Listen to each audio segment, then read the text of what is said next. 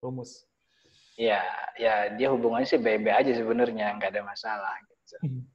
Kedua-duanya sama-sama tetangga yang baik, karena dia berasal dari induk yang sama, begitu.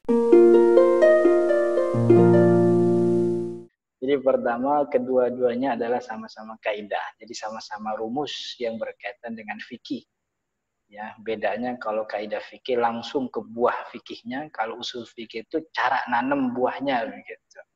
Dalam artian bahwa keduanya adalah rumus yang menjadi standar untuk masalah fikih. Kemudian yang kedua,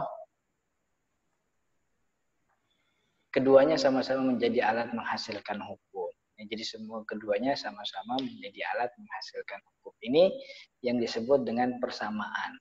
Jadi berarti sama-sama diperlukan oleh mujtahid. Iya, sama-sama diperlukan oleh mujtahid. Nah, ini perbedaannya di sini. Perbedaannya ada beberapa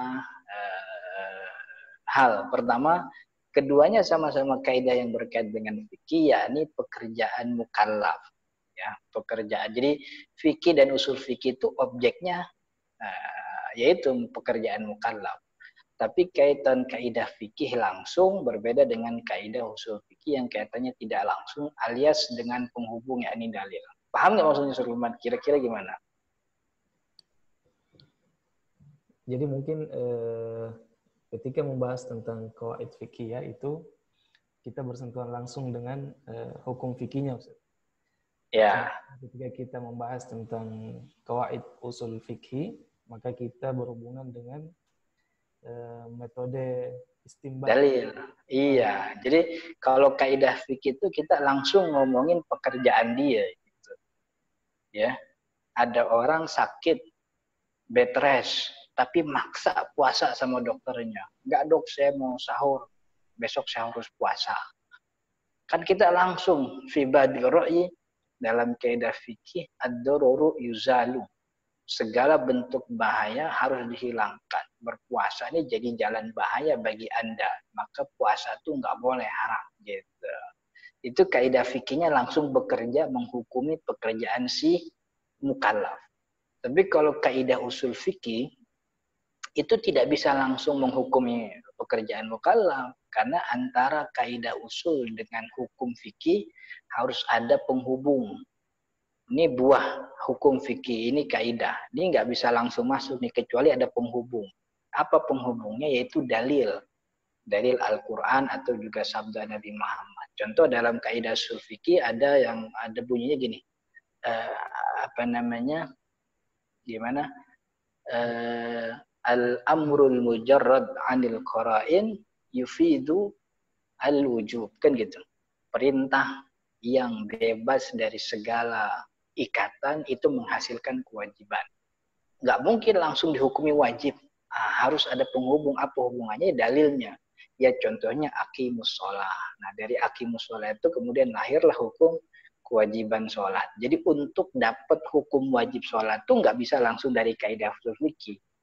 Jadi kaidah usul fikih itu paluknya gitu. Jadi alat ngolahnya. Harus ada bahan yang diolah, bahannya itu adalah dalil. Kalau kaidah fikih itu bisa langsung dia. Emang nembak langsung ke pekerjaan mukallaf. Begitu ya, Ustaz Lukman ya. Kira-kira mafhum ya. Mudah-mudahan jemaah. Kedua, Ustaz Lukman perbedaannya. Objek operasi. Ini bahasanya objek operasi. Objek operasi kaidah fikih pekerjaan mukallaf. Sedangkan kaidah usul objeknya adalah dalil. Gitu ya. Jadi kaidah fikih itu langsung ngurusin pekerjaan orang, hukumnya halal, apa haram, apa sunnah, apa makruh, tergantung bagaimana kaidah. Tapi kalau kaidah usul fikih itu yang diurusin itu bukan pekerjaan orang, tapi dalilnya gitu. Teks Al-Quran dan sunnah Nabi Muhammad itu yang diurusin. Gitu. Jadi pasiennya kaidah usul fikih itu ya Al-Quran. Ini ada Al-Quran yang bunyi la taqrabuz zina fa innahu kana fahisyatan wa maqta'. Diurusin tuh dalil tuh. Ini dalil hasilnya hukumnya apa kan gitu. Ada lagi ayat Al-Quran wala taqrabus sholata wa antum sukara kan gitu. Janganlah kalian dekati sholat sedangkan kalian mabuk. Nah ini kan perlu banyak yang dibedah nih. Sholatnya, mabuknya apa? Ini sholatnya maksudnya sholat pekerjaan sholatnya apa tempat sholatnya doang nih kan gitu. Itu yang perlu dibedah oleh kaidah usul fikih. Maka itu dalam kaidah usul fikih itu perlu banyak alat tuh, ada namanya asabur wa taqsim, tahqiqul manat gitu ya. Contoh lah yang ini ya, apa namanya, innaha minat tawafin wa tawafat alikum. Ustaz Luqman ya, si apa namanya, hadis Nabi Muhammad tuh ketika ngomongin kucing itu kan, kucing tuh hewan yang berkeliling di antara kamu. Nah, ini kan kaidah usul fikih yang bekerja. Ini tahqiqul manatnya apa nih? Takhrijul manatnya apa nih, kan begitu. Sehingga baru menghasilkan hukum. Apakah kucing itu najis atau bukan? Karena kalau dikatakan kencing kucing gak najis, yang tawafin di antara kita tuh bukan kucing. Cicak, kecoa, tikus tuh tawafin juga buat kita kan gitu. Anjing tawafin juga di beberapa daerah lain. Nah, itu operasi, objeknya qaid fikih itu di situ. Pasiennya itu adalah Al-Qur'an, gitu ya. Kata Nabi Muhammad SAW, sholatul witri haqqun ala kulli muslim. Sholat witir itu hak, kewajiban bagi muslim. Maka dibedah tuh hadis ini oleh kaidah usul fikih. Gitu. Benar gak nih hukumnya? Lalu bagaimana dengan hadis yang lain? Gitu. Itu operasinya kaidah usul fikih. Tapi kalau kaidah fikih nggak pakai dalil, langsung kerjaannya tuh ke mukallaf. Ini ada orang di laut begitu kan, datang waktu sholat, dia wudhu pakai air laut. Kemudian dia haus, dia minum pakai air laut. Nah, hukumnya bagaimana tuh? Terus muncul kan al-bahru at-tahuru ma'u al-hillu maitatu. Gitu. Ada orang dia apa namanya, tembak zebra di hutan. Habis tembak zebra langsung dimakan daging tuh zebra. Masuk kaidah kan? Kaidahnya kullu dzinabin minas siba haram. Dia bukan dzinabin. Kan gitu. Al-barma'i haram, dia bukan barma'i. Nah, berarti langsung bisa dihukum. Jadi objeknya tuh, pasiennya tuh beda gitu. Sama-sama kaidah tapi pasiennya beda. Kemudian yang ketiga, Ustaz Luqman,